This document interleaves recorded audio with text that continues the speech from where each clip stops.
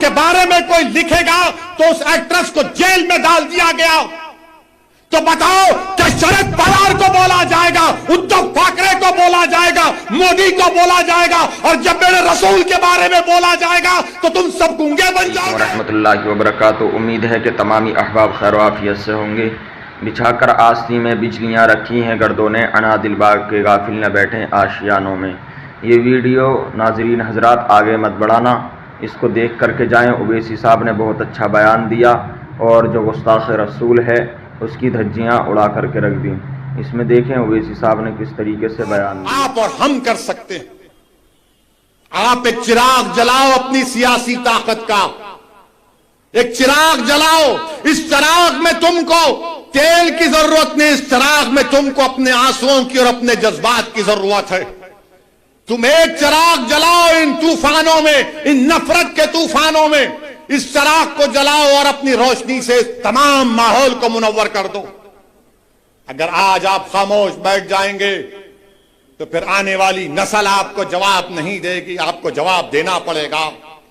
मेरे अजीज दोस्तों और बुजुर्गों, हिजाब, हलाल गोश्त, मस्जिद, अज़ान, CAA सब पे होते होते अब टीवी पर अल्लाह के रसूल सल्लल्लाहु अलैहि वसल्लम की शान में बकवास भी हो रही। रहमतुल्लिल आलमीन सल्लल्लाहु अलैहि वसल्लम पर अनाप शनाप बोल दिया, हमारी उम्मत की मां पर कुछ बोल दिया। मैं पूछना चाहता हूं क्यों नहीं कांग्रेस बोलती इसके ऊपर, इसके खिलाफ? क्यों नहीं राष्ट्रवादी इस पर कुछ बोलती है? कौन बोलता है? मुसलमान ही बोलता है, असदुद्दीन ओवैसी बोलता है। मगर आपको बता रहा हूं और आप गवाह हैं मेरी इस बात का कि जब कमली वाले पर कोई अनाप शनाप बकता है तो कोई नहीं बोलता। उद्धव ठाकरे के बारे में अगर कोई बोलेगा तो उसके घर को जाकर उसको धमकी दी जाएगी या उसके मुंह पर कालिक फेंकी जाएगी। शरद पवार पर कोई बोलेगा तो थप्पड़ मारा जाएगा। शरद पवार के बारे में कोई लिखेगा तो उस एक्ट्रेस को जेल में डाल दिया गया। तो बताओ क्या शरद पवार को बोला जाएगा, उद्धव ठाकरे को बोला जाएगा, मोदी को बोला जाएगा, और जब मेरे रसूल के बारे में बोला जाएगा तो तुम सब गूंगे बन जाओगे, तुम कुछ नहीं बोलोगे। मैं आपसे मुखातिब नहीं हूं, मैं इख्तिदार की कुर्सियों पर बैठने वालों से पूछ रहा हूं। बताओ, बोलो। शरद पवार के बारे में बोले तो थप्पड़ मारकर ऐनक तोड़ दिए।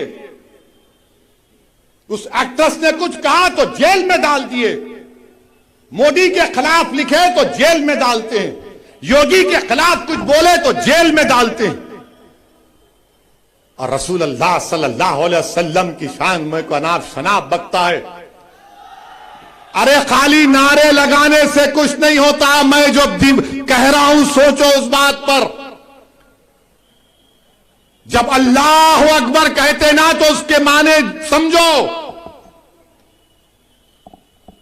मेरे अजीज दोस्तों और बुजुर्गों, आपकी खामोशी मुझे शिकवा इन तमाम पार्टी से नहीं है, मैं आपसे शिकायत कर रहा हूं। मैं आपके सामने अपना दर्द बयान कर रहा हूं। मैं अपनों के दरमियान में खड़े होकर आपसे भीख मांग रहा हूं। मुझे उनसे उम्मीद नहीं है, मुझे आपसे उम्मीद है। अगर मेरी बात कड़वी लग रही तो अपना एक दीवाना बेटा और भाई समझकर माफ कर दो, मगर मेरा हक बनता कि मैं तुम्हारे सामने बोलूं। अगर तुम्हारे सामने नहीं बोलूं तो कहां जाकर बोलूं, बताओ।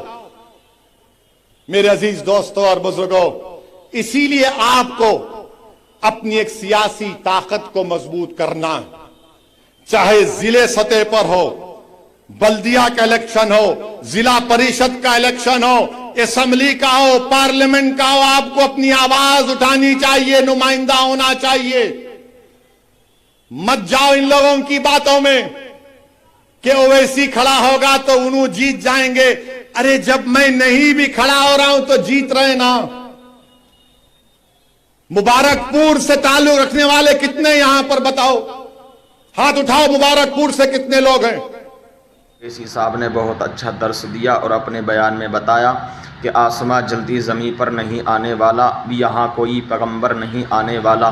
प्यास कहती है चलो रेत न चोड़ी जाए, अपने हिस्से में समंदर नहीं आने वाला। और कहा कि ए मुसलमानों, अपने काबे की हिफाजत तुम्हें खुद करनी है, अब अबाबील का लश्कर नहीं आने वाला।